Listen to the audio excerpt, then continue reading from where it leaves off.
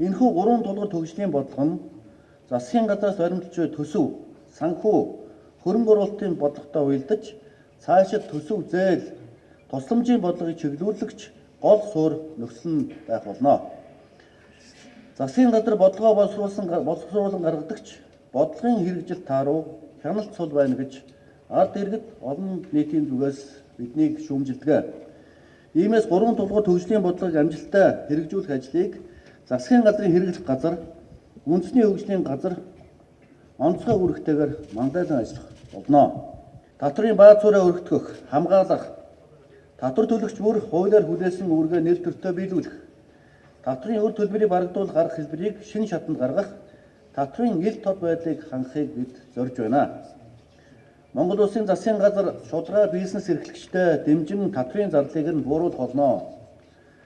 Харин төлбөл зохих татвараас зайлсхийдэг, шударга усаар өрсөлддөг этгээдүүдтэй бол хатуу тэмцэнэ. Энэ удаагийн татврын хуулийн шинжилгээр татвар нэмэхгүй гэдэг амлалтаа биелүүлж, харин ч зарим нэг төрлийн татврыг бууруулж байгаагаа би бас онцлон тэмдэглэж хэлхийг хүсэж байна.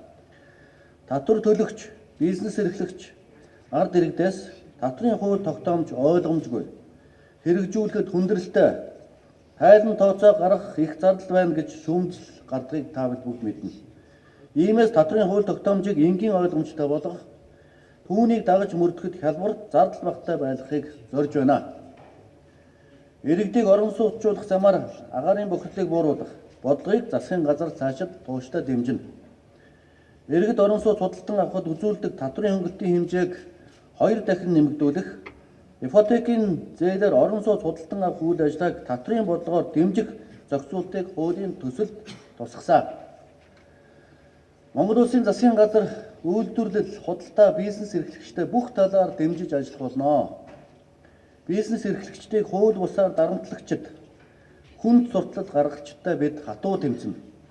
Засгийн газар хувийн хвшлийнхэнтэйгээ, засгийн газар ард олонтойгоо, засгийн газар гадаад түншүүлтэйгээ нэгэн зүгт харж, хүсэл зорилгоо нэгтгэж чадвал бид цаашид тулгарч болох ямар ч хүндрэл, бэрхшээл, эрсдлийг амжилттай даван туулж, хөгжлийн зорилтуудаа хэрэгжүүлэн ард иргэдийнхээ амьдралын түвшинг дээшлүүлж чадна гэдэгт би итгэлд өгс байна. Монгол Улсын хөгжил дэвшлийн төлөө хүчээ нэгтгэж хамтдаа зүтгэцгээе. Та бүхэндээ талархаж байна.